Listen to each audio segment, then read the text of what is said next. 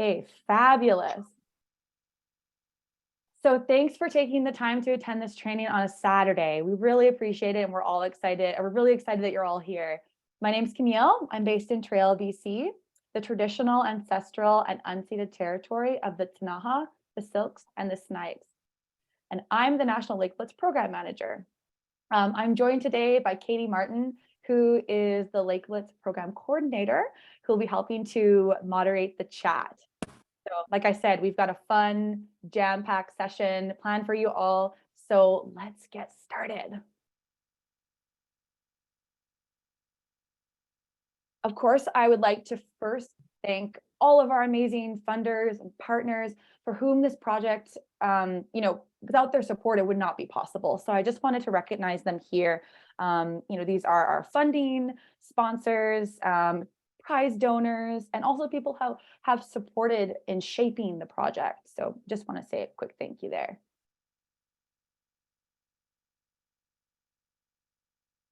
So today is all about digging into the protocol, also how data is collected and displayed. Like I said, the meeting's being recorded, so you can always go back and watch it whenever you want. We also have a 10 to 15-minute practice session using the Lake Blitz Observation Form before our break. So it'll really give you some hands-on experience entering data, so you're all ready for the monitoring season coming up. I can't show my face. Oh, if you're having any technical issues with your Zoom, then you can always message us in the chat and we can help you with anything that you need. So I'm really excited for this this particular training because we have Megan Blackmore from the Invasive Species Council of BC. She'll be sharing, how to monitor invasives and how to use iNaturalist to identify plant and animal species. You might remember her from our info session on World Water Day, if anyone attended that. We have a scheduled 5-minute break just at the end of the training and the practice session to get up, stretch, get a coffee, or just do what you need to do to get comfortable for the last section, which will be Megan's presentation. There'll be plenty of time to ask questions. If you have a question as it pops into your head, please enter it in the chat and we'll answer them as they come up in the chat or during the question period at the end. For those who are taking part in the Level 2 program, we have set aside 15 minutes for specific Level 2 questions regarding the pH meters and the Secchi discs and collecting that data. So before we get started, I just want to take a quick poll. So I'll get Katie to launch our first poll.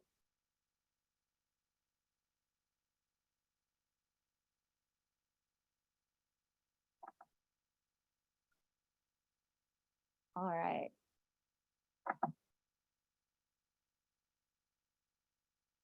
Sorry, Camille, it's not giving me the option to do that anymore. Oh, I'll launch it then, no worries. Okay, so our first poll question is, which body of fresh water best describes you?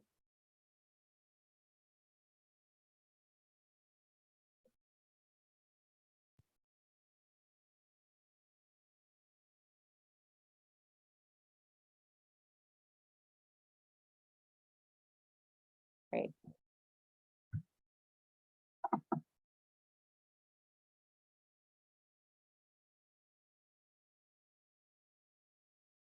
Fabulous. We got more people entering. This was a hard one for me as I was thinking about it.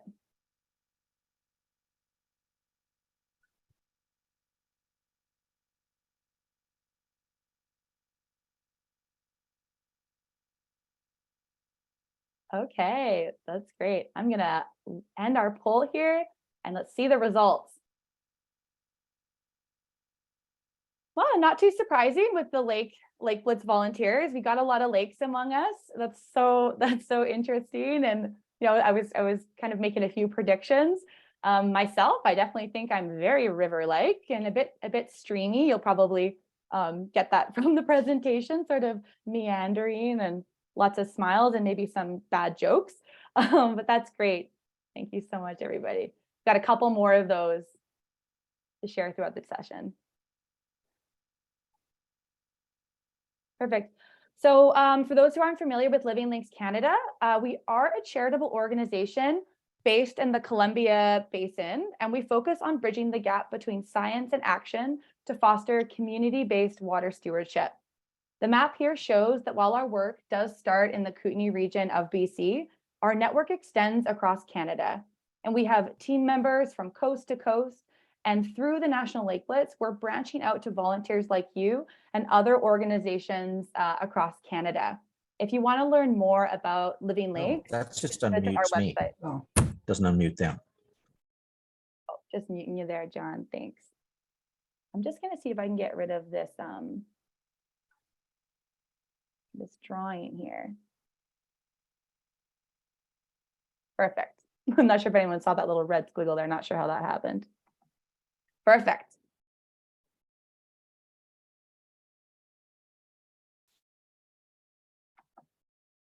Okay, so before we get into the nitty-gritty details of how to do the monitoring, I just want to take a moment to zoom out and provide some background on why we're doing this program in the first place.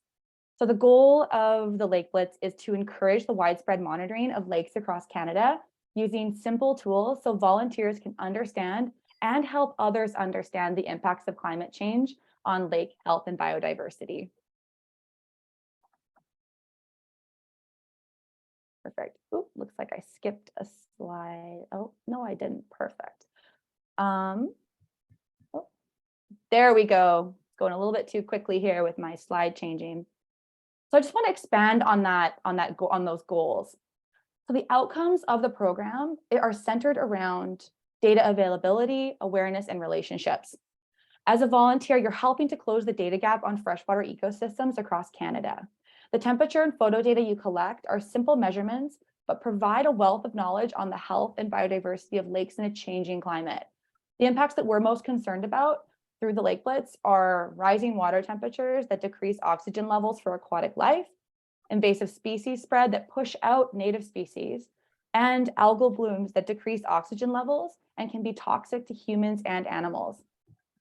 So the data set that we're building is open source and free for anyone to use for their own research and analysis.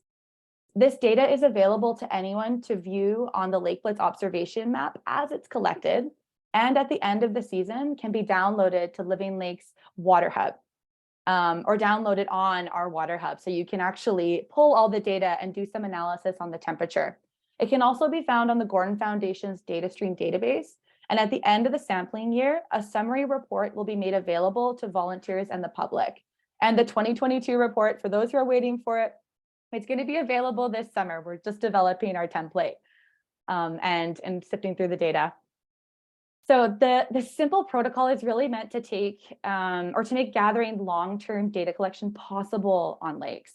So it's so easy to collect and can help alert of major changes happening in the lake ecosystem over time. So it's really important that it remains accessible, easy, and is also quite impactful. Temperature monitoring does require multiple years of data collection to understand trends and make assessments. And photos are great because they capture lots of information, such as like the level of shoreline development, lake usage, issues and concerns, as in like algal blooms, and can help identify wildlife or invasive species. So programs like the Lake Blitz are helping to bring the climate change conversation out of scientific and academic silos and broaden the message that we need to protect our water for future generations. This program provides hands-on learning and firsthand experiences that really stick with people and give them the information and agency to advocate for the health of their lakes or pursue restoration projects such as beach cleanups. So Lake Blitz volunteers, you're a part of a national network of stewards and organizations with the similar goals and concerns around seeing lakes thrive for future generations. And this program is really working to develop and strengthen and empower these networks through information sharing. So those who are coming back for this year, we've got a couple of updates. We've added 2 additional observations, lake ice and below surface temperature. Lake ice because some lakes in Canada are frozen in May, and as climate change warms, lake ecosystems will see ice melting faster. Lake ice is super important. It influences water availability and even weather patterns. We've added a temperature measurement below surface as well to assess the water that is less influenced by air temperature to look at the differences. We've also developed a level 2 kit that can collect data on pH and water clarity. It's in its pilot year, and we're hoping to offer more discounted kits to volunteers in 2024. And our team is growing. So Katie Martin, she joined us in March and will be helping to coordinate and develop the program. So you've probably heard a lot from her. And so she's available also to help you guys over the sampling season. We are also doing open office hours for questions. They'll be scheduled on Tuesdays from 12 to 1 p.m. Pacific time and by request from volunteers. So we're going to provide the Zoom link to everybody. It'll potentially be in our newsletter or through email, and we'll also create a calendar link so you can save that within your calendar, just as a reminder that these sessions are open. So I'll just have my video on and we can just ask away in kind of like a, more casual style of asking questions. Another aspect of the Lake Blitz is our summer speaker series. So these are free virtual sessions that feature speakers working in the environmental sector in various capacities.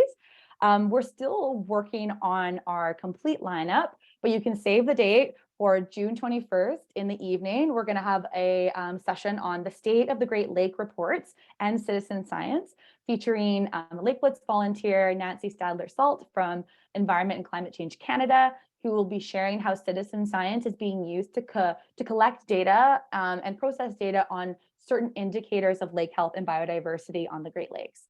And during the week of July 24th, we'll have an algae monitoring and identification session featuring Executive Director Roxanne McKinnon from the Atlantic Coastal Action Plan, St. John's. I'm just going to put a quick poll out there on times that work best for you to attend the meetups. And you can just give us an idea of when we should have these sessions. And so as you're filling this out, I'll just continue on. If you can see that, perfect, awesome. Looks like everyone's getting in there. And just a note, this is a national program. We're in different time zones, so we always do our best to, put sessions out there at certain times that we think will work for most people. But this information that you're giving us is just fabulous, and we'll be able to use that to make sure we're going to get as much people joining us as possible. These sessions are recorded, so you can always watch them later, and you can see all of our 2022 sessions on our YouTube page as well, and also on our website.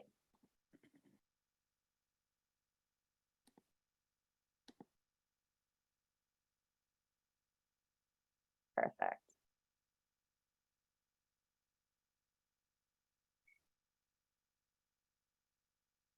Awesome. Looks like weekday evenings and weekend mornings work best. That's fantastic. Okay. Lovely. And I'm still getting a bit of feedback from some folks. So if you just want to double check and make sure you're muted, that would be fantastic. Great. So let's start with what's in the kit, and we're really going to focus on these little kits that are being sent across Canada.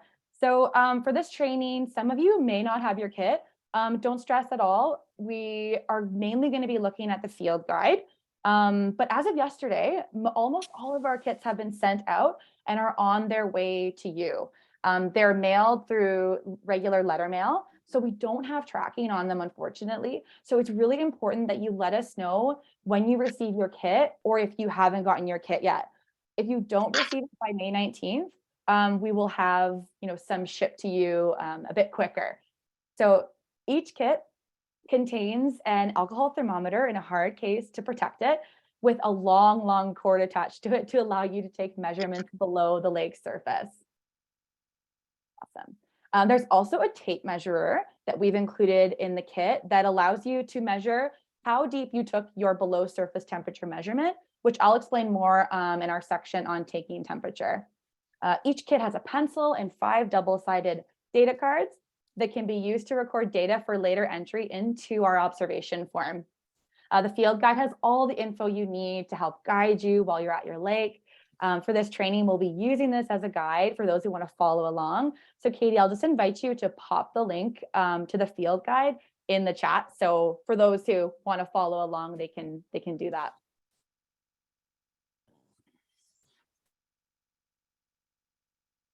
Perfect. Awesome. So for those who have opted out of receiving the physical copy of the field guide, there's a little QR code card in your kit that when scanned directly links to the guide on our website. And also the QR code is double-sided. And on the other side, you will see a link or a QR code to our observation form. So yeah, that little card is in there, but you can always find the links on our website, or if you want us to send you an electronic copy of the card, we can do that. So looking into the guide a bit more, so the guide has a protocol at a glance page that can be used as a quick reference for the monitoring protocol, but you'll probably memorize it after your second day going out, but it's there as a quick reminder. There's also safety considerations that are listed in the guide. We really want to stress that you are taking like your personal safety into account when you're going out and monitoring, especially near water. So, wearing a life jacket when near deep water or in a boat, sample with a buddy or tell someone where you're going and when you'll be back. Avoiding, areas that are hazardous. If you're going into the backcountry, bring bear spray and a first aid kit. Also, if you see algal blooms that you might be concerned about, just take a photo of the bloom and don't touch the water, so don't take your temperature measurement. If anybody can think of other safety considerations, you can pop those in the chat too. Perfect. So picking your sampling site. So pick a site that works for you, one that's close by or you visit often, or that's on public property or your own property, where you can measure water at a depth of at least 1 meter. For those of us monitoring lakes without docks or if you don't have a boat, you can take your temperature measurement no shallower than knee deep if safe to do so if you want to walk into the lake and it's not too mucky. You can use waders and wear a life jacket. Some people have done that and it's worked really well for them. Make sure you find a permanent structure that you can mark where you took your readings. So like a sign, building, dock ladder, things like that. If you are going out on a boat, just to get a consistent location, line up your vessel with one permanent or notable structure, and then just estimate the distance from shore and use this to come back to the same spot. Some volunteers had issues last year with changing water levels at their site, especially on lakes that function as reservoirs. So if this is true for your lake, simply move your site to an area where there is water. So say water levels go way, way down, just moving your site to an area where there is water, and make a note in other comments and observations at the end of the form.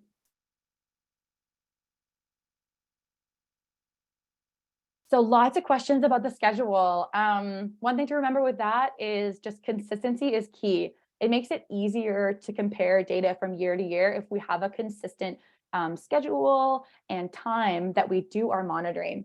The way I like to remember it is like what you can control, try and make that consistent so that all the data you're collecting can vary, and that's where you can do your analysis. The days that we sample are coordinated to be the 2nd and 4th weekend of each month until the end of September. And these are just simply guidelines. If you want to set your own schedule, that's totally fine. If you need to change up your days, usually a 2 to 3 day difference is totally fine too. We ask volunteers to do their best to go out 10 days over the summer, but if that's too much, once per month or whatever you can manage is really great too. Your efforts to monitor even once helps put lakes on the map and can help us identify good sites to monitor in the future. Teams are just one way we can use our people power to collect observations without the major time commitment. So that's a really great strategy as well. If you're curious if anyone is monitoring around you, we can help make connections. So just reach out to Katie or I or our team.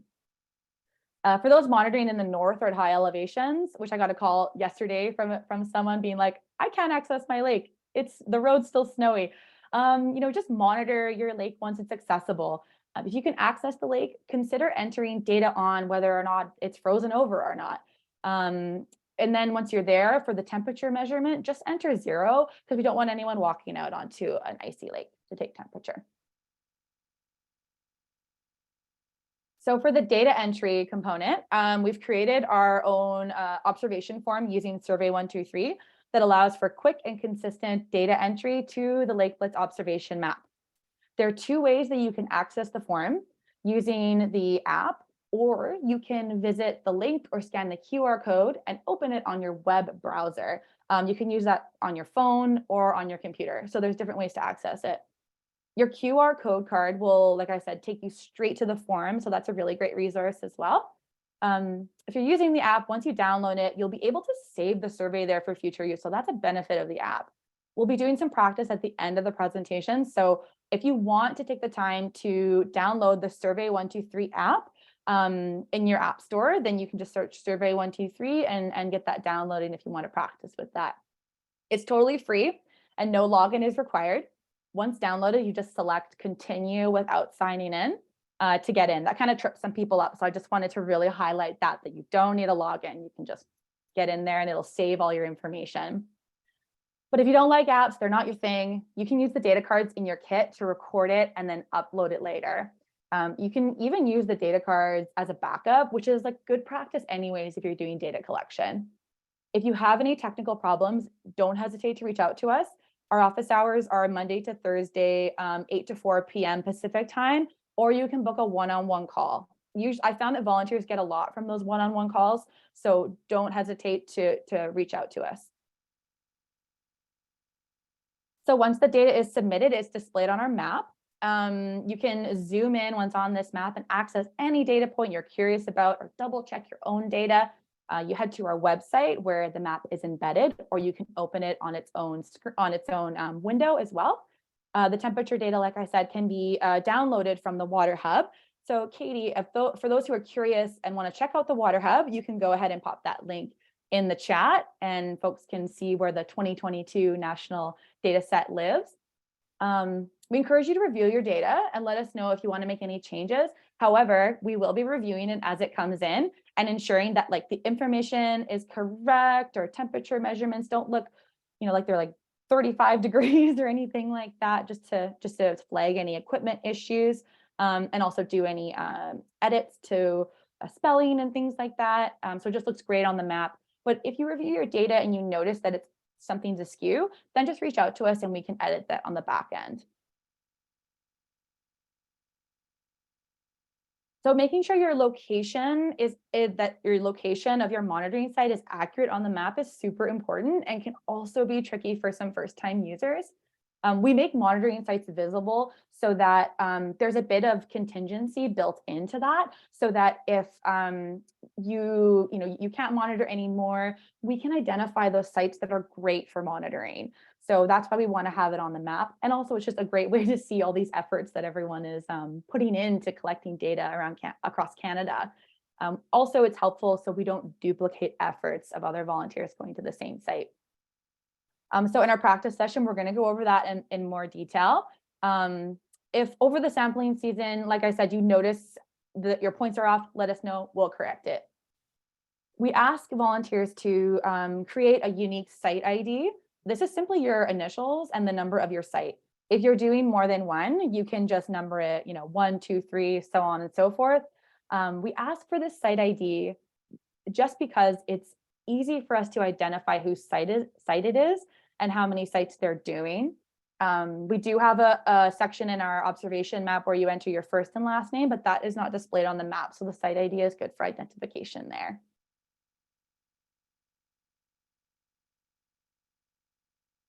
Okay, perfect. Just checking my time here and seeing if I have time to put our next poll out. I'm going to go for it. So this is a true or false poll. It's a little bit of a skill testing question. I'm going to launch this here. So lake water starts to mix in the summer when water temperature is warm, aka lake turnover. True or false?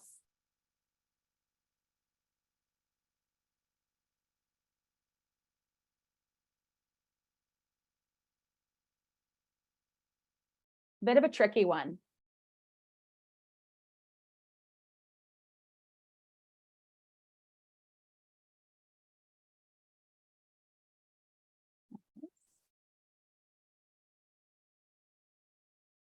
Hey, almost.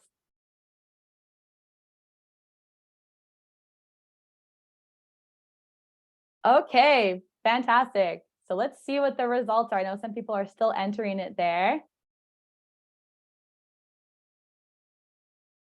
Okay, so most people said true. It's actually false. It's a bit of a tricky one there. So lakes actually turn over in the spring and fall as temperatures change. These changes affect water density, causing mixing.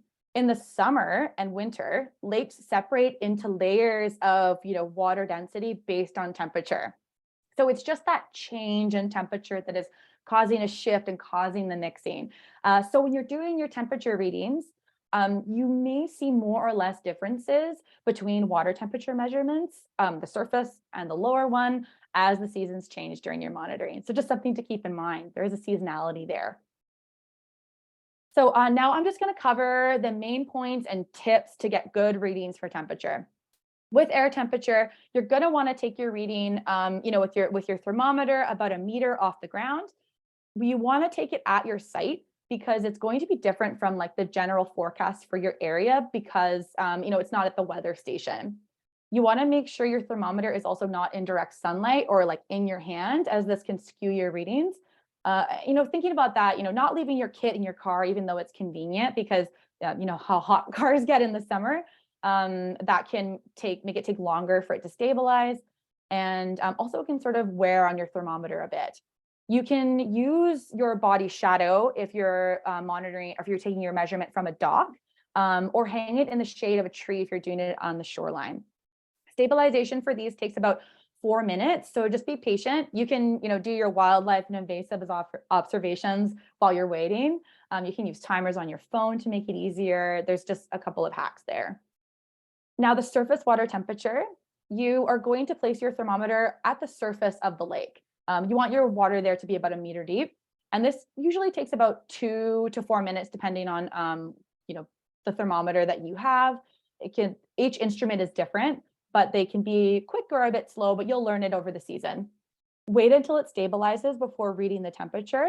You can, if it's accessible to you, you can measure it straight from the water surface, or you can just hang it from your string and pull it up really quick and take your reading. I say really quick because as it gets into the air temperature can change it quite quickly. So you want to take that reading right away. Now, the below surface temperature. So this tells us what the temperature is below the surface, where air temperature has less of an influence. I mentioned that a couple of times, but that's kind of what we're curious about.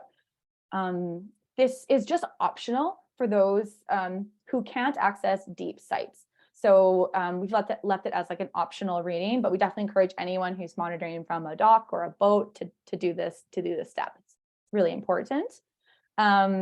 You can lower your thermometer into the lake about 75 centimeters or more, depending on your site, just not putting it into the substrate or anything. You can hold it in the water for 2 to 4 minutes, depending on your device. Use your timer. Same thing, pull it up quickly, record your measurement, and then you're going to use your tape measure to record the distance from the end of your thermometer to where the cord becomes dry to get the depth. So we have an idea of how deep you took the reading. So it's sort of like the data about our data. A quick little trick here to save yourself some time, you could use a tape measure and make little notches at different measurements along the string, and use that as like a quick way to get an idea of how deep your measurement is. So just a little hack there. But you can always keep your tape measure to double check for accuracy. Then you're just going to record all your values in your app or on your data card. And just a note here too, if you think your thermometer is acting funny, let us know. We'll send you a new one. So the lake photo component. So we want 4 lake photos, watercolor, the lake itself, and the shoreline. Watercolor is best taken at depth from a boat or a dock. And the other 3 photos can be taken from shore. So before you head out on your boat or get on your dock, you can snap your photos. So just standing in one consistent spot, left, right, and across the lake. This lets us know like how the lake shoreline is composed, how much habitat is there, and we can track changes from that, and we can get an idea of lake usage. So just a little note here. for the lake photos, you can take them at the start of your monitoring season and just take more if you notice any changes such as erosion, development, water levels, or vegetation changes. So you don't need to do it every single time you go out and monitor, just if you notice that something has changed. So wildlife observations. So take a look around your site and note any wildlife using the lake. You can also look for any evidence of habitat and, of course, the animals themselves. And if you can, snap a photo of the animals to confirm your observations. This is where iNaturalist is very handy. It can help you identify what species you're seeing. And I just have a question for you guys. I really want to know, what is your most memorable wildlife sighting near a lake or in nature? I think mine was watching two eagles lock talons and spin to the water. That was pretty special.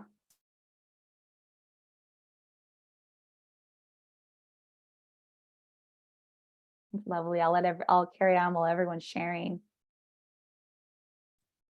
So I'm not going to go into too much detail here about invasive species because Megan Blackmore is going to share all of her knowledge and let us know more about iNaturalist.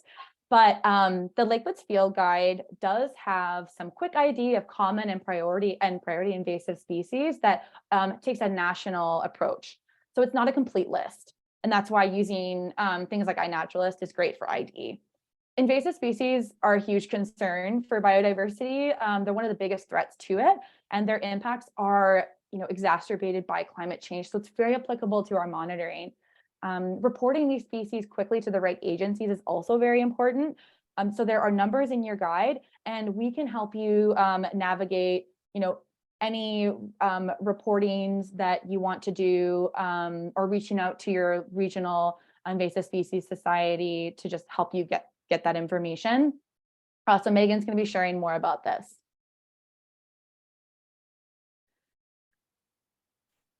Okay, so it's been recommended that the spread of invasive species be submitted along with observations. So this is applicable to plants. This helps societies or those who are doing treatments understand the severity of the issue on the lake and can prioritize areas for management. So we've made this, as easy as possible for you. Just simply eyeball how many square meters a spread is and choose a range that best fits each plant spread. So there's 3 different areas where you can enter the spread per plant in the observation form if you see more than one. And I've just got a quick little, thinking about a school bus that's 10 meters long. You can do a bit of eyeballing that way.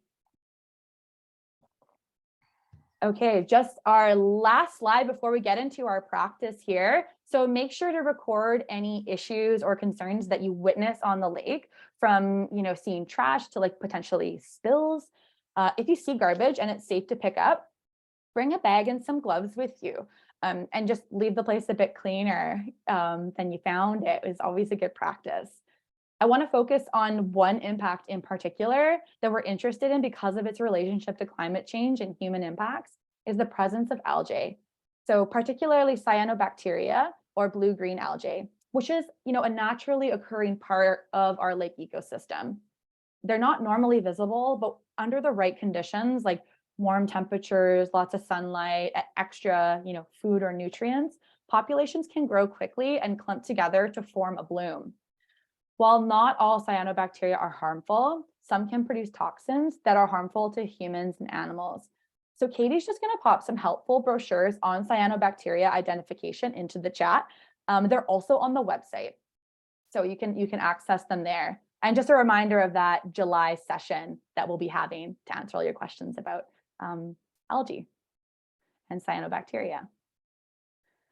Okay. That's a lot of information. Now we're going to put it into practice. So before we get started, I'm just going to let you know there are a couple of different ways you can participate in this session. So you can choose to practice using the app or the desktop version. If using the app, you can follow the steps on this card that I have on the slide, or the card in your kit if you have it beside you. You just simply open the camera on your phone and hover it over, and a little yellow box with a link will show up. click that and it will take you right to the form, or it will take you to an option to either open it on the app or the browser. So for this demo, I'm going to be using the browser option on my desktop because you'll get a lot more from it than me, fiddling on my phone. But if you do better by, just watching and listening, then go ahead, sit back. Again, this is being recorded. You can always watch it later. But if you're a doer, you can open up the form and practice entering some hypothetical data. So I'll just give everyone a moment to get connected. We've got actually about 20 to 15 minutes to do this, which is fantastic. So we might even be able to take a bigger break or take more time to go through the card or the form, which is great. So let me just get my screen open here. Okay. So if I click the link, you're going to see this option here, open in browser, open in the app. And then they've got a little reminder here. If you don't have the Survey 123 field app, please download it first. Again, it's free. Don't need a login. Just press continue signing in. So I'm going to just do the instructions for opening the browser at this moment.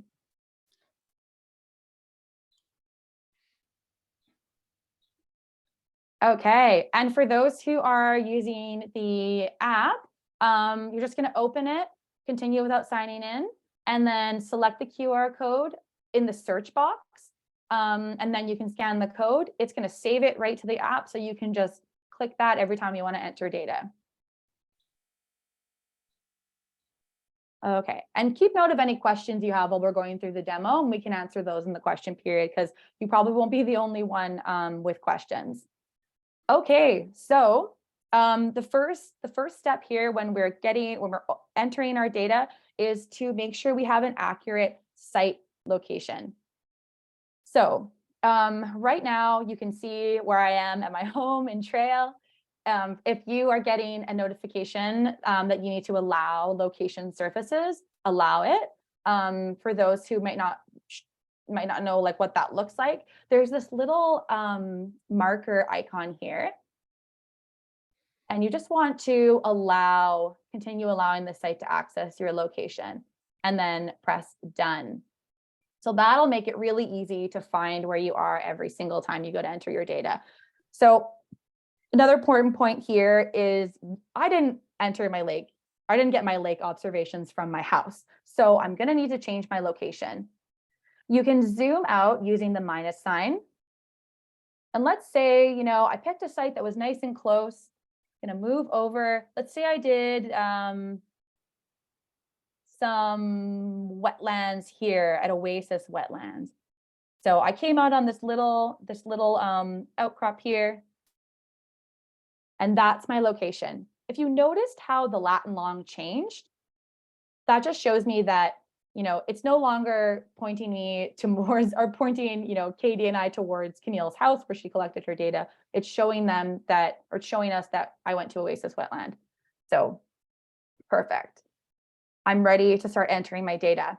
For the app, just a note here, you can't enter your data from your house using the app because it's going to save it no matter what you do at your house. Let me reiterate that.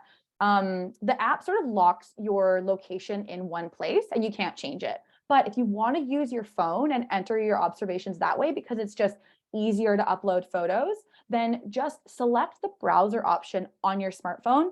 Just remember they're like these little supercomputers and you can do anything on them that you can do on a computer. So you can do it that way and you can then move your location site around. So that tripped people up last year. So I just wanted to really highlight that that's the best way to use your phone when you're entering data if you're not in the field.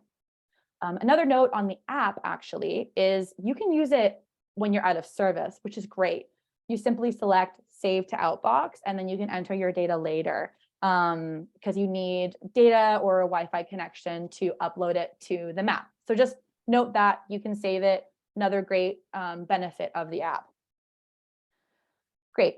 So site ID. For this, if anyone's going to enter your data, I just suggest doing practice, putting practice in there so that Katie and I know which ones we want to remove after the session. And first and last name. Some of you will have an autofill setting on your computer, which is really great, nice and quick. The lake name, it's not a lake, but Oasis. Oops. Oasis wetland. Perfect. And location data, I think you guys can kind of get the feel of that. Another point I want to make about this is the date. So it's going to autofill based on the date that you're entering the data. So if you say, like, I actually went out on Monday, I'm going to want to change that to the 1st. So that way it won't show you that you collected data on the wrong date. So just being aware of that. Time zone, selecting your time zone. Weather, we've got some pretty standard. Today it's light rain here in Trail. And then this additional weather notes section is really important. So remember how I said taking your safety into account and not monitoring on a crazy stormy day. If you do choose to do like a couple of days after, then we want to know, was there a storm? Was there a flooding event? Is there a wildfire? There's just all of that data is really important to understand what we're seeing in our observations, to put context to it. So don't skip on any details if you have them. You can enter those here. There's like 1,000 character count, so you can definitely add everything that you wanted to. So I'm going to say there was a major rainstorm here last night. There's even in our area, there was some flooding in Salmo. So you probably don't need to do that much information, but say I was in Salmo, we're going to want to add that information. So lake ice. So this is if you are in more northern climates or your lake is at a higher elevation. So you can choose frozen or ice free, or if it's like somewhere in between, or you just feel like those two categories don't really capture it, there is an other section that pops up with more details there. For the temperature, now we're going to want to know what time of day you're taking your reading, because that tells us so much about the readings that you're getting. Common practice is to monitor between the times of 10 a.m. and 2 p.m. This has a lot to do with like the angle of the sun and solar radiation throughout the day. If you're taking your watercolor photos, we want to decrease the amount of glare on the lake. So you want to take that from a shady side. That's usually easier to do when the sun is not causing as much glare during these times. So good practice there. That's also an important consideration for doing your Secchi dis dip-ins and Secchi readings. So air temperature, my house is pretty cold right now, but it's probably still about maybe 18 perhaps. Pretty cold here today, kind of rainy. Surface water temperature, I'm not, well, I guess I'm at Oasis wetland hypothetically. So it's probably around 10 degrees. Surface water temperature, Oasis, so the water there is pretty shallow. So let's just assume that it's about the same. My below surface measurement, let's say probably very similar as well, because of the lack in depth. There's less stratification there. So you might find that as well with your readings. And I took that at about, I was able to reach, say it's pretty shallow. I could probably only get 45 centimeters. So I just made sure that I added that information in there for context. Tells me a lot about the lake. Level 2, folks, I'm just gonna tell you about this section here. So if you're monitoring through level 1, which is just the temperature in the photos, you're gonna see this little section here. So don't stress about it if you're not doing this level. And level 2, you're gonna do all of the level 1 monitoring as well as this. So we share the same data form. You're gonna expand that. The Secchi dis distance, you're going to enter your values with the, following the instructions that are in your guide and in some of the resources I sent you the other day. Important note about here, you're going to enter these values, and then this handy dandy little section, it automatically calculates. So you don't need to, do the calculation on your phone. It'll do it automatically for you. So say it was, I got down to 6 meters, 7 meters, it'll tell me the Secchi depth there. Take the difference and divide it by 2. Or sorry, take the total and divide it by 2. And then you'll enter your pH, say oasis wetland. There's a lot of like, sort of acidic plants. It's by a road. So let's say it's on the more acidic side. Let's go 7 or 6.5. Let's say that. And then once you're done doing all your data collection, you're going to enter the end time. It automatically fills it out for you, so you don't need to enter it yourself, which is really handy about these forms. So lake photos. This little photo submission Dropbox is very handy. When you go to enter your photos, you can just drag and drop them here if you're using your desktop. It allows a maximum of 4. Now, I just want to like pause here for a moment. Some people had this like alert coming up last year that said photos invalid. Now, that is just if you tried to add more than 4 photos, it'll tell you that the photos are invalid, which is kind of weird. It doesn't really give you a lot of information about the problem is, but that's sort of what we found out was going on. So if that happens, simply just get rid of one of your photos, choose your best ones, and then those are the ones you can submit. So if you are entering data from your desktop, you can upload your photos using like any sort of file sharing. You can email them to yourself, download them from there. That's usually a pretty quick way to get photos from your phone to your computer. So it's also a lot easier to do it directly from your phone. So another bonus for entering it on your smartphone's browser. So the photos that you submit, you're just going to check off which ones are there. A little reminder here, watercolor pictures must be taken of water that's at least 1 meter deep. And throughout this whole form, we've got the instructions that are in the field guide too. So that should save you some time or going back and forth. So you can just refer back to the data form to just remind you. So that's always really handy. Okay, now we've got our wildlife. So just, checking off which ones you're seeing. If you see any other, whenever you select the other box, it allows you to enter some more information, which is fantastic. Wildlife common names. So we don't need anyone to have like, really strong Latin to take part in the Lake Blitz. Just common names of bird species or reptiles or amphibians that you're seeing is totally fine too. If you're new to Wildlife ID, again, another plug for iNaturalist that Megan will be telling you more about after the break. And if you're ever unsure of the observation, then just enter what you're confident on. If you're unsure, then send us a photo and we can help you ID it. If you're not someone who has like say like a bird ID book, then yeah, you can use iNaturalist, but an ID book is always a great thing to have out with you. If some of you are birders, you probably have it with you all the time. Those are some handy tools. And if you can snap a photo of them, great. And you can enter up to 6 photos here. I know that's difficult though, so do your best.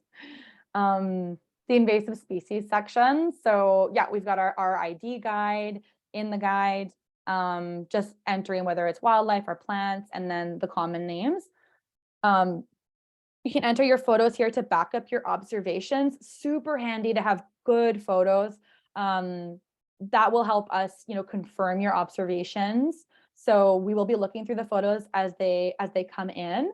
If you've submitted something, you're like, I'm not actually sure. Again, let us know. We'll take a look at it. We can help you identify it and do any editing on the data submission. Great. So we have another drop down here that expands.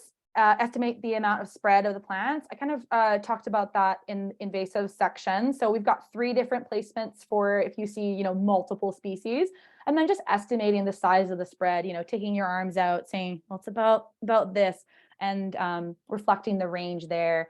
This was modeled after Report Invasive Species. They have a monitoring and reporting app that asks for ID and then the spread. So we've tried to make this consistent with their data collection as well.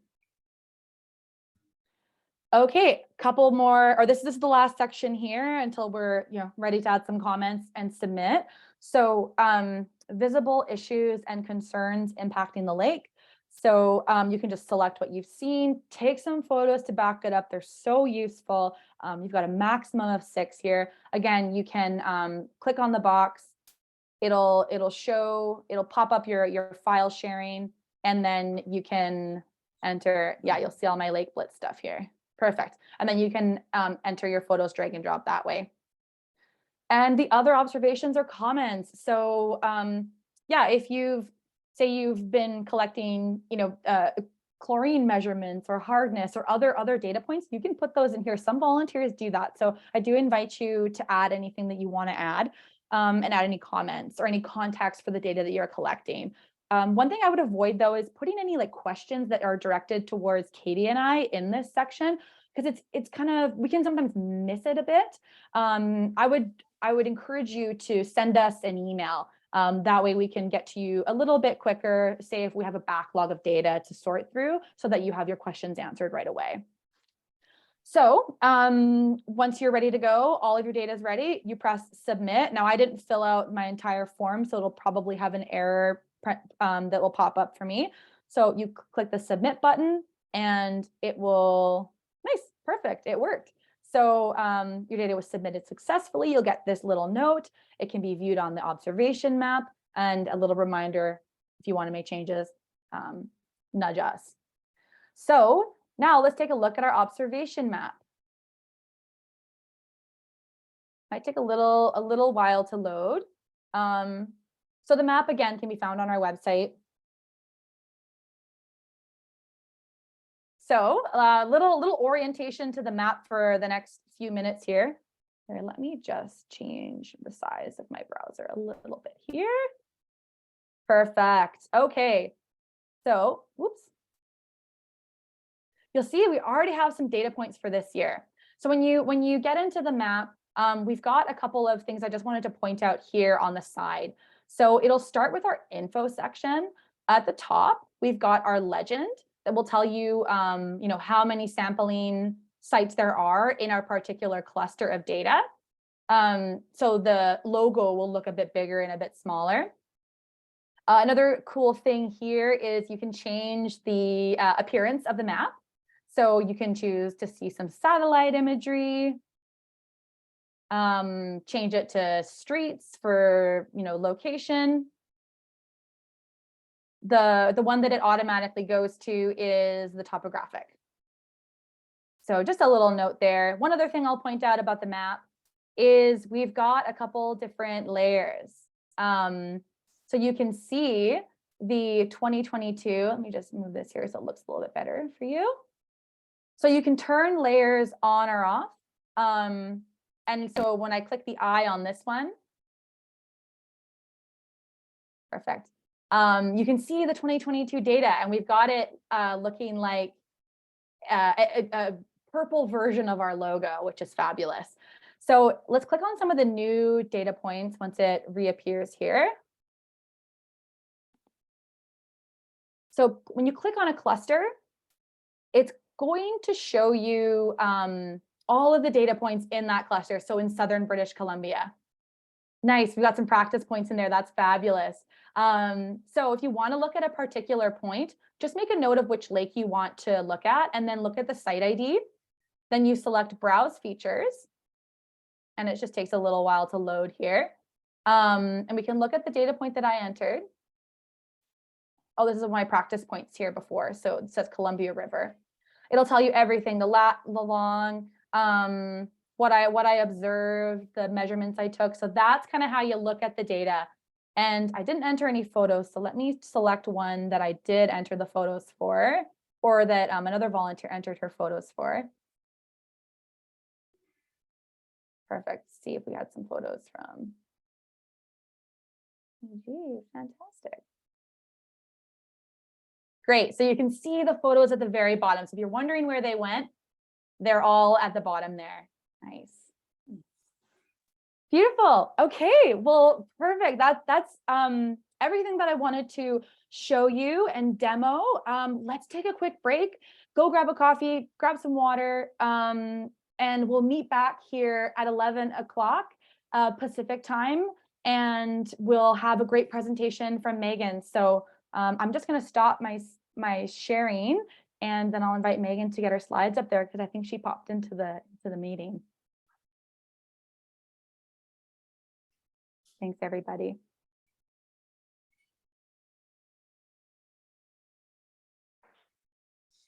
Okay.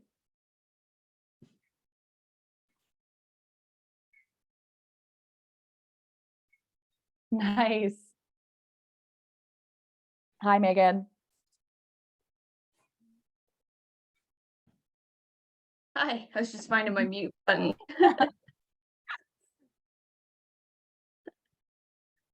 That's always a tricky one, hey? Yeah. Well, and I'm on a different laptop right now because I'm not at home, so I'm just suddenly learning it. Oh yeah. Oh my goodness. I love it. Yeah. Well, thanks so much for joining us at your, even though you're at your plant sale. Yeah. How's Good, everything I'm going? glad. It's good. It's a little rainy here today, but it's not really deterring too many people. Lots of people still showing up, so it's good. Oh my goodness. Yeah, well, that's great. I know it's pretty Yeah. rainy here too. Thanks.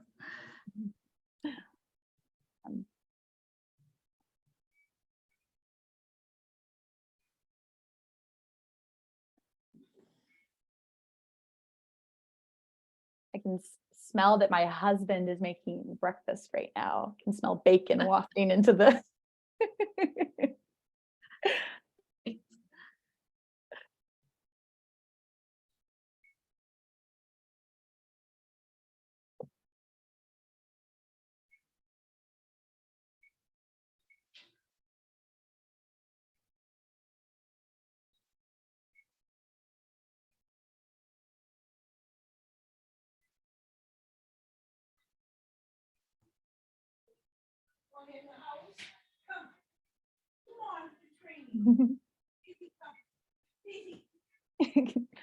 Lori's letting the dog in.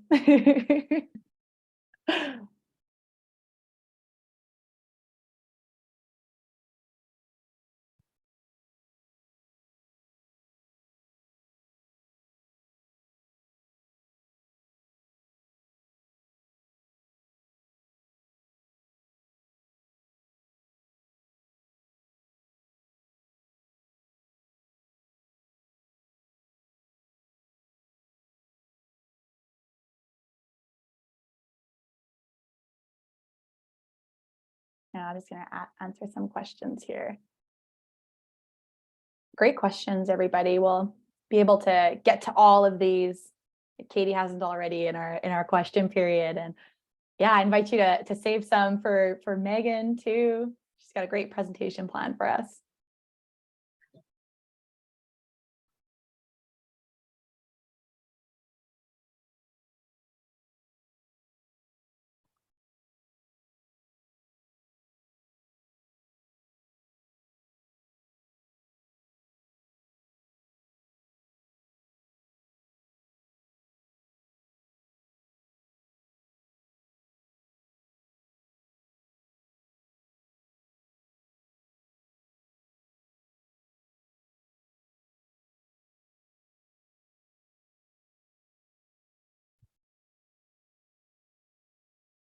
Okay. So people are still filtering into. Again, it's recorded, so we'll be able to share this afterwards if anybody came in late.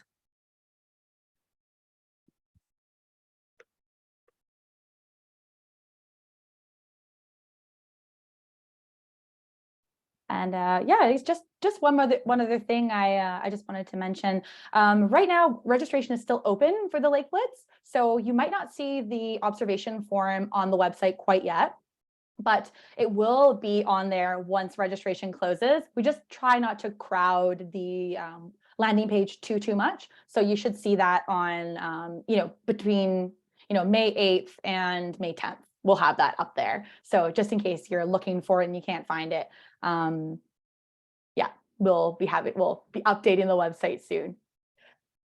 Well, with all that, I'm going to pass it over to Megan. Megan is a fabulous Lake Blitz volunteer who has been really involved in the program. We're really grateful to have her to present, her knowledge, and also, previously to speak about her experience as a Lake Blitz volunteer.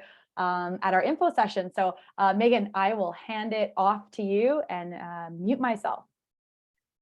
Thanks, Camille. I'm really excited to be here and really excited to be volunteering again this year for Living Lakes Canada, doing the Lake Blitz.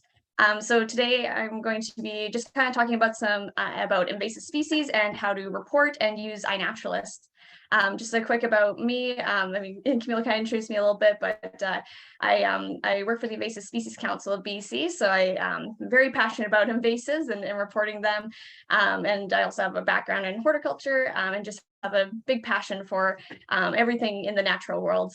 And I'd also like to just quickly acknowledge that I am coming to you today from the traditional and unceded territory of the Secwepemc, known as the Kamloops. All right, so let's see if I can make this move. There we go. So first of all, why should we report invasive species? What's the point in doing this? Well, of course, invasive species, they impact us all in some way. They have an effect on our lives in lots of different ways, in ways that we may be able to directly see, and ways that we might not be able to see because they're indirect. But no matter who you are or where you are, invasive species have an impact on you. So it's really important that we're all in this together and we all do our part.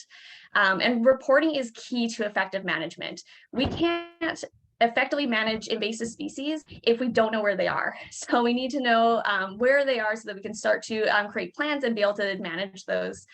And so reporting helps stop the spread.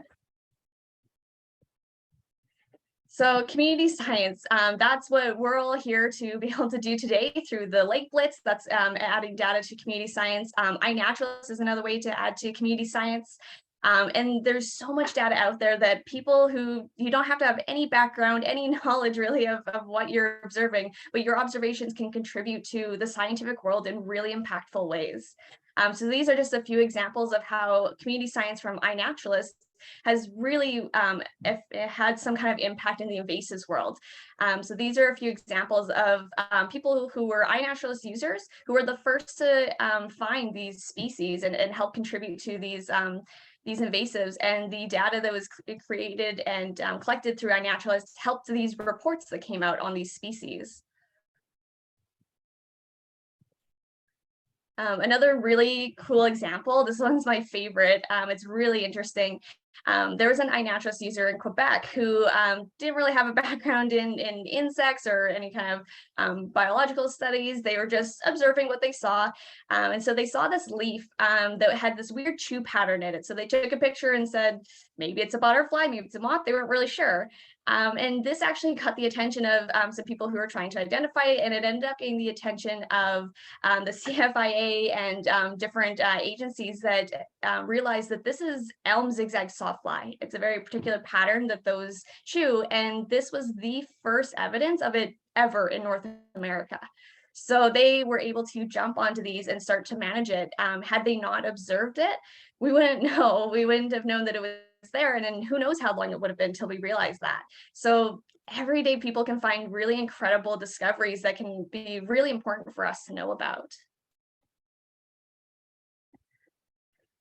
So now when it comes to identifying invasive species, because there's so many species out there and it's hard to tell what's actually an invasive, what's native, what exactly you're looking at. So there isn't any particular characteristics that are always there for invasive species, but something you can really look out for is if you find monocultures. So if there's a ton of one kind of plant in an area, it might be invasive because they're really good at pushing out native species and taking over. That's why they're such a problem, is they create these monocultures and they get rid of biodiversity, they push out the native species.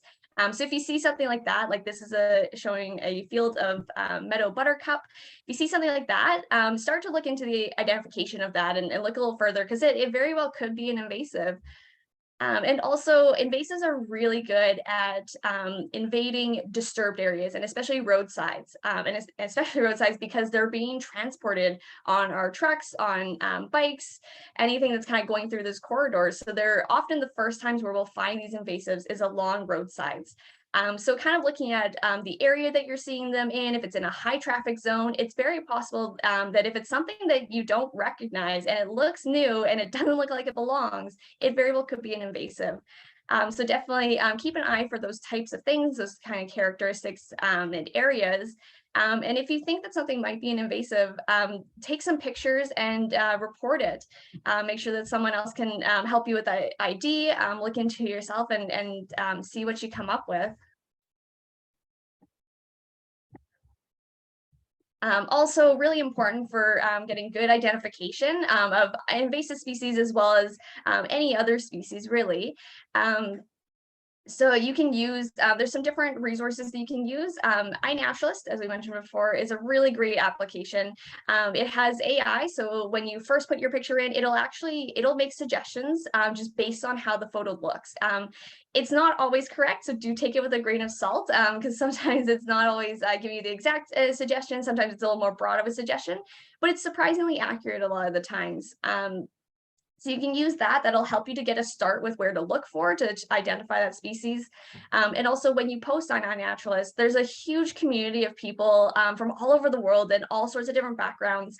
And many of them are experts in their fields, and they'll be able to actually comment and help you identify that plant on iNaturalist. Lots and lots of people on there that have a lot of knowledge that are really excited to help you identify things. And also connect with your local invasive species organizations, because they have people on staff that will be very happy to help you with identifications. And of course, they want to know about reports for invasives. So if you think that's something that you're seeing, you're wanting to get an identification for it, definitely connect with them. They may have some online resources on their website that you can check out, and they'll help you to identify local species and submit your photos to them to help with that ID. Make sure that you get good quality photos. That's obviously going to really help you with your identification. So making sure it's in focus, taking different angles can be really helpful because there may be certain features that we need to see to be able to identify it. Also collecting those multiple features. So for example, if you take just the flowers, it might not be able to be identified without the leaves. So make sure you get both in the picture and any kind of feature that you think might be helpful. And also, of course, noting the location, which is important if it is an invasive to be able to go manage it, and also to kind of know the location for what species are typically in those areas. And of course, this example at the bottom here is really good to show that picture on the left, really hard to identify from something like that. The picture on the right, you're showing lots of features that makes it a lot easier. And things like pine that's in that photo, sometimes you need to see how many needles are within that bundle to identify it. So close-up photos and just good quality so you can see what it is are really going to help you get a good ID. So with iNaturalist, it has an online platform that you can access through your computer, or it has an app, and you can use both to make observations and explore around the data that's on there as well. So it's a big database that's across the world, and it's not just for invasive species, it's for anything living essentially, or anything that was living. It evidence of life essentially on Earth. These numbers at the bottom there, the observations and species and observers, I took those numbers just yesterday, and I can guarantee they've gone up since. There's a huge community on here, lots of people that are looking for things and finding all sorts of really interesting stuff. So it's a big community to be a part of and contributing data to. So like I said, it's got that species recognition algorithm. So it has AI that's going to help suggest what it thinks you're seeing. The really big community of naturalists and experts that can help you with identifying. And also if you access iNat, it's easier on a laptop to kind of explore around, but it's really fun to go around the map and see what other people are seeing and what's in your area. You can explore different species that you might not know were in your area to look for. And the data that you contribute to iNaturalist can become research grade. So if you have enough people that agree with the species ID, it becomes research grade. It actually can be used in research papers and projects. So it's really useful data. So when you have the iNaturalist app, it's really simple to use to upload your observations. So these screenshots are showing what it'll look like on an iPhone. It's slightly different if you have an Android phone, but fairly similar. So you click observe at the bottom, and it either looks like that gray camera on the iPhone, or on the Android, it looks like a little green circle with a plus. So click on that. It'll give you some options of what you would like to upload. So you can put with no media, but it can't become research grade. It's not as helpful if you don't have a photo or anything to go with it. So you can either open your camera and take a photo right then, or you can go to your photo library and you can take photos that you took beforehand and are in your camera roll. So you select one of those. You can also upload sound recordings if you do want. So that's an option there, but we'll focus on photos because that's the easiest to do. So you'd click on the photos, it will open your camera roll, you select the photos that you want to upload, and be sure that you're selecting just one species at a time, so one observation. You don't want to put all the different types of things that you saw at once into one observation because it needs to be just for one of them. So you'll select that photo. And then it'll give you at the top, it'll say, what did you see? And if you click on that, that's where the suggestions will appear. So it'll make some suggestions of what it thinks you saw. You can select one of those if you think that that is correct. You can also type in a species. So if you think you know what it is, you can type it in and select from there. You can also leave it as unknown if you really don't know what it is and you don't want to make an incorrect ID for it. That's totally fine. You can leave it as unknown. But the best thing to do if you're really not sure the species would be to put it as just a very high level identification. So like plants or birds. It doesn't have to be anything crazy. So my background is a lot more plants and I can do those really well. But when it comes to birds, most of mine are just birds and other people come on and they add the ID. So you don't have to know exactly what you're seeing. The whole community is there to help. And so then there is a section you can put notes. So you can write anything you want in there. Sometimes it's interesting if you saw some sort of behavior that was interesting, or if you're observing, say, a gall on a certain plant, you can say what plant it was on. Or if you want to note that it's in a disturbed area or in a gravel pit or beside the shore or something like that, that might just help with the understanding of what you're observing. You can add any notes you want. Your phone should automatically attach the location, date, and time. But if it doesn't, these will appear below and you can just make sure that it's correct and correct them if they aren't. And then that's it. You just click share and your observation is up there and the community will be able to help start to identify it for you. So then for uploading to iNaturalist on the desktop is also really simple. You'll open it up, you'll have that bar at the top. There's that green button that says upload, so you click on that. You'll have this option to drag and drop photos from your desktop, or you can choose the file. So either way, you can grab the photos off of your laptop. And then it's very similar to the way that the app is with asking what you saw, putting in identification as best as you can, and checking that the location and date and time are all correct. And then you just click upload, and then it will go up and you'll start doing the community IDs. So now, really exciting this year, we've started a Lake Blitz volunteer observations project. So this is a project on iNaturalist that will collect all of our observations together so we can see what each other is seeing. So it kind of creates a bit of a community that we'll be able to connect with each other on. It's definitely hard when we're all over all over Canada, and it's a little bit hard to connect with us. So we'll be able to see everyone else's observations and connect and talk to each other through this way. So for this project, we will have we'll be able to add you in. So you'll just have to send us your iNaturalist username once you signed up, or if you already have one, we'll be able to add you in there and you'll start collecting your observations. You'll be able to go on this project and see what everyone else is seeing, interact with them there. It'll be very interesting to see what we're all being able to observe around our lakes. I think I've got QR codes kind of covered up on my screen with the people, but I've got QR code if you want to check out the project, that'll take you to it. You can take a look. Let's see. How am I doing for time, Camille? I don't know where I'm at. Yeah, you've got about a minute, but don't stress too much. Okay, no worries. We'll keep going here. All right, so then with reporting invasives, you can report on iNaturalist and invasive species. Different organizations use that data, but it is also important that if you are absolutely sure that you are seeing an invasive species, reporting it through a direct reporting line can be really helpful because that goes a little bit more quickly and is seen more quickly by those organizations. Now I'm in BC, so I know particularly the IAS app, Report Invasive Species. So if you're also in British Columbia, this is one that you can use, and it goes directly to the government database. There's a plant expert and insect expert that will look at your observations and be able to help identify it, make sure it's correct. And sometimes they may contact you for more information or let you know that, like, thank you, this is actually a new infestation that we didn't know about. So it's a really great tool. Really simple to use. You just follow the directions. The only thing is to note, you have to make this in the field. So you do have to hit submit while you're at the plant site. If you do it at home, it'll say that it's in your home. So that's the only thing with this app. And so for all of you that are across Canada and not in BC, connect with your local and your provincial and regional invasive species organizations. So this QR code will take you to a list for all the different provinces. Some of the provinces have specific councils, like the kind of those top logos there. They have particular councils that are going to specifically work with invasives.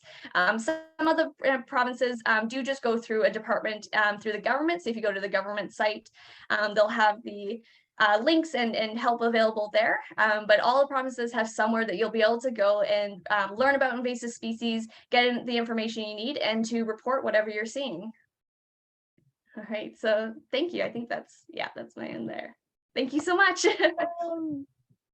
Thank you so much, Megan. That was fabulous. And I just want to, give Megan a big shout out for helping to create our iNaturalist project. I mean, really actually creating it. So thank you so much, Megan. I think it will be, it is another app, but it's just a great tool sorry, I'm just smiling because I see a dog wanting to go for a walk. It's one of the videos. But I just think it's going to be a great tool to support your observations and help, your knowledge. We wish we could be there to do our trainings in person, trainings like this, invasives monitoring, that kind of thing. But we are living in this virtual world. So we hope that those kind of tools will be really helpful. Fabulous. So let me just go ahead and share my screen once more. Just doing a bit of link sharing. Fabulous. Okay, let me go ahead and share this. So I know it's a lot of information. So we don't expect you to memorize everything. Definitely encourage you to go back and watch the recording. In our follow-up email, I will even pinpoint the exact time we looked at the observation map if you just want to go and watch that, because I think that data entry is the point that kind of is can be a little bit sticky for some people. I want to plug one thing before we go into questions. Our Lake Biodiversity Photo Challenge is open. It's opened on May 1st, and it will be going until July 31st. It is, it's kind of like a kickoff event for the Lake Blitz. There's 4 categories that you can submit photos under. That's lake biodiversity, lake impacts, lake landscapes, kids category for photographers 12 and under. There's also prizes, really awesome prizes this year for the winners in those categories. These are products from Lush Cosmetic, Kicking Horse Coffee, Lake House Candles. Float A has donated 1 loon floaty, and Teodori Tea will also be in these awesome prize packs to volunteers, or rather photo submitters. There's 2 ways to win in each category. There's the public favorite, which involves voting. So if you submit your photo, share the link to vote once voting opens with your family and friends, so they can help you win some prizes. And then there's also a judges panel that will choose the photo that we think best fits the category and also the guidelines for the contest. You can go to the photo challenge website at lakeblitzphoto.livinglakescanada.ca, or you can tag your lake photos, #LakeBlitzPhoto 2023. So those are ways to learn about the contest, the website, and also where you can enter your photos. So 2 ways to enter to make it easy on everybody.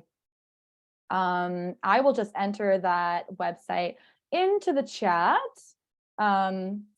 And then we will move on to our questions.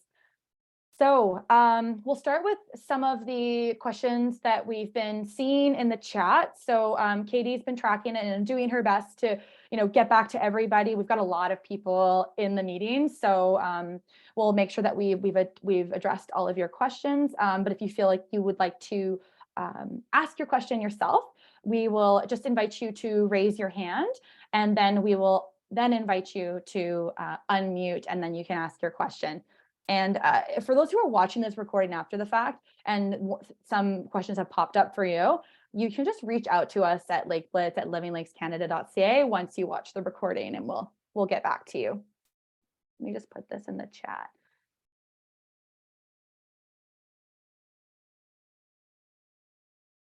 And just a reminder for those who are a part of the level 2 program, there is, if we run out of time in our question period here, I have reserved a question period time to talk about level 2 monitoring after the fact, so you can stay after. I'll just hang out here and we can address your questions directly as well. All right. So I just quickly want to say I did respond to some people saying that I would get Camille to answer your questions during this period, but it looks like she went into the chat and answered some of the questions that I wasn't able to. So most of the questions that I wrote down, you did answer, but there was one that someone had about the cyanobacteria. They were asking if we had a picture, which we don't, but I believe on the links that we posted, there is pictures of them. And they also ask if weed growth progress is worth reporting. Which yeah, that's a great question. So yes, those brochures that Katie put in the chat, they're also on our website. And yes, so you can view those there. It's really quick and simple ways to differentiate cyanobacteria versus other algae. I would say that yes, weed growth is definitely something we'd want to document.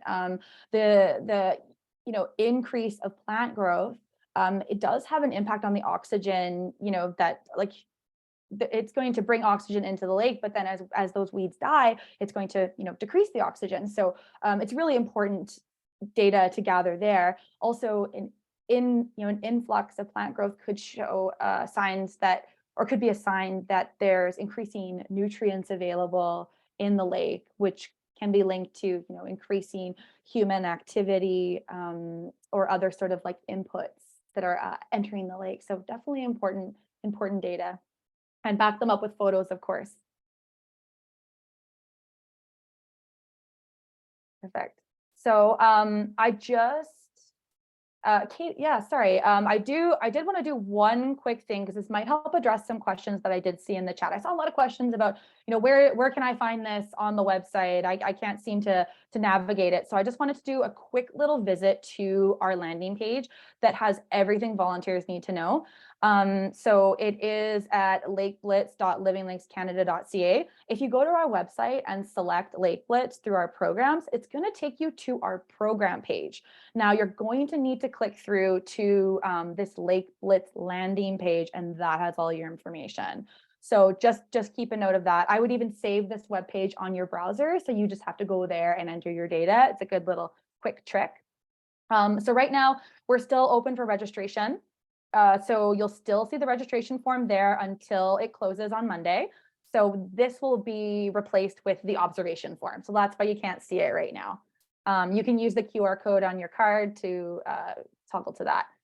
We've got our thank you to our funders. If you scroll down, we've got our field guide you can view electronically.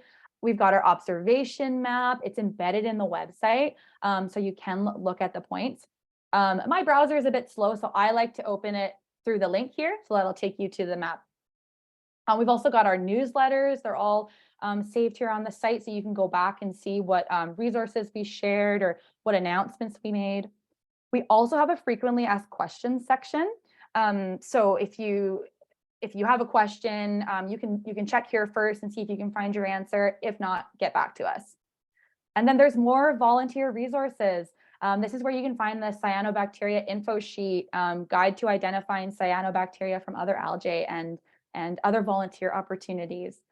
And then we have our video gallery of all our past meetups. So I'll just toggle back to our question section there. And then if we have any more, if anyone wants to also raise their hand, we can do that as well, but perfect. Okay, yeah, Kelty, And if you'd like to unmute, you can go right ahead. I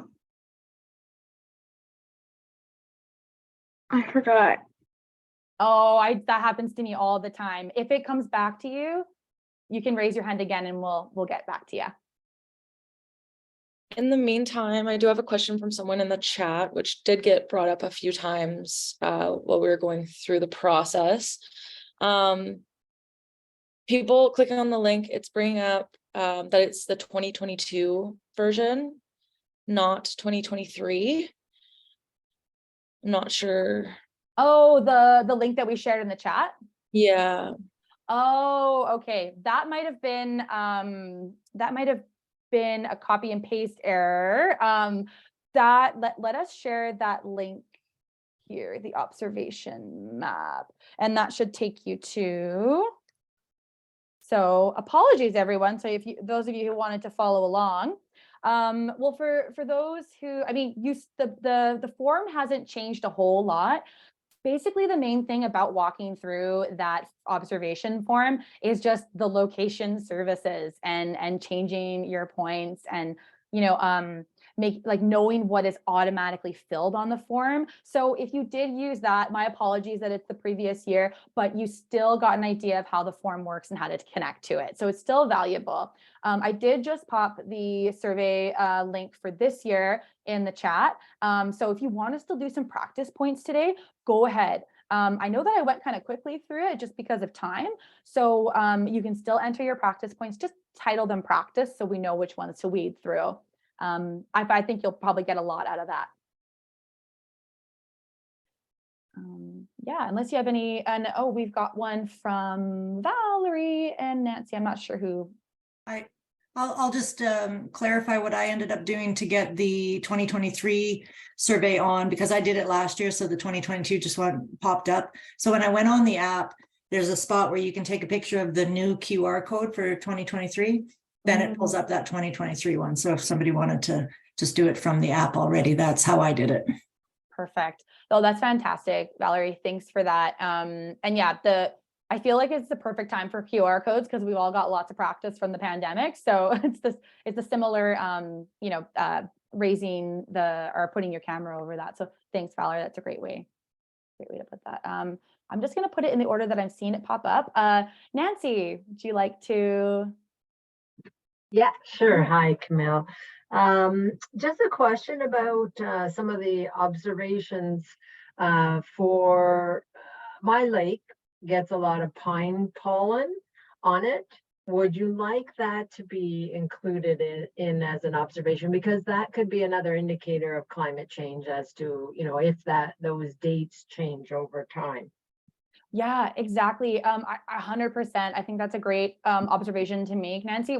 Right away, what pops into my head is also like plant stress too. And high temperatures, changing of the climate can add to that. So that's just one thing that makes me think of that as also another as an indicator. So yes, for sure. Anything you think that it would be pertinent, add that to the data collection because the more information, the better. Okay. All right. Thanks. Thank you for that. Yeah, I've got Brad Crawford.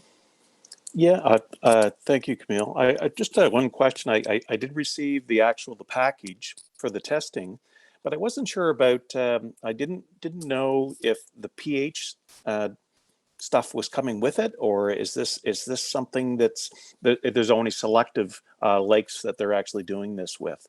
So I didn't know if I had the complete package, or is there something else that's coming just before I do the testing? Maybe if you could advise me on that. For sure. Great question. This has come up at least a couple other times. So for you got the level 1 kit that doesn't include pH. It's the level 2 that has a pH meter. Now the reason behind us not including pH in the level 1 kit is just simply we can't mail them out to everybody through letter mail. We would have to send packages to everyone across Canada. So we would definitely need to fundraise more postage dollars for that.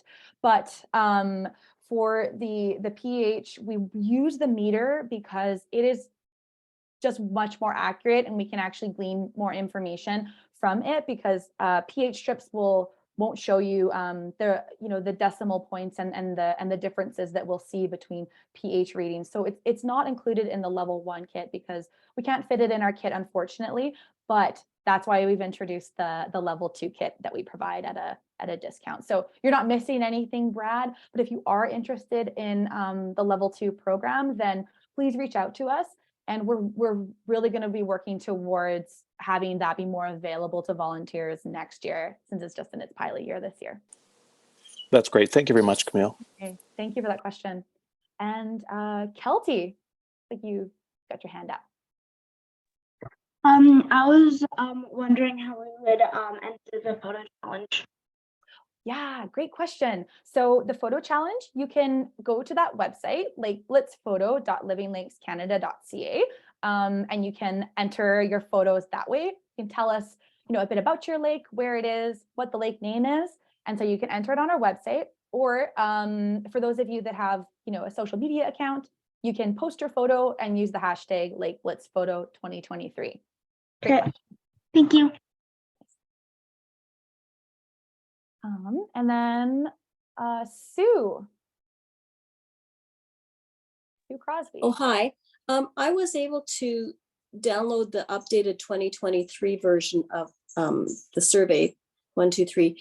However, when I get to the part where it says either sign in with ArcGIS Online or manage, I know we're supposed to continue without signing in, which I did last year with the 2022, but it won't let me click on that. And I've removed it and downloaded it a couple of times now, and it still won't let me. I'm just wondering if anyone else is having that problem or if it's just a glitch that I'm encountering.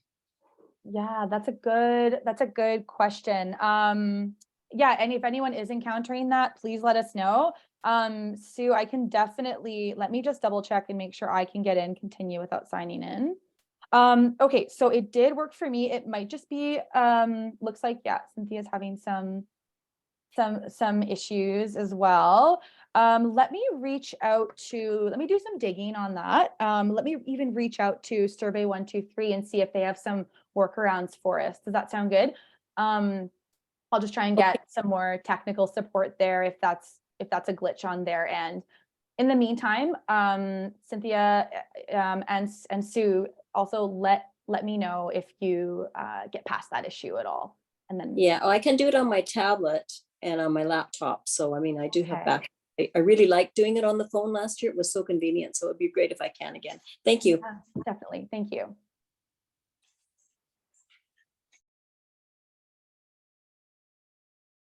Great. Okay. Fantastic. So yeah, I just wanted to address the data collection dates, which Cynthia just put in here. So we'll be sending out with our follow-up call, our follow-up email, sorry. We'll be following up with those dates. Katie made a great image that you can save and enter later. But with that, I would just like to thank everybody for attending today. We had a great turnout. Thank you for your questions. If you have any questions that have not been addressed, we will get back to you over email directly because we have your names and we can see your question there. And yeah, I just really appreciate your time, and I'm really excited for this monitoring season. We've got such a great turnout of people, and thank you all for your dedication to the program and to your lakes. I'll stay on for anyone who has level 2 questions. And with that, yeah, have a great weekend.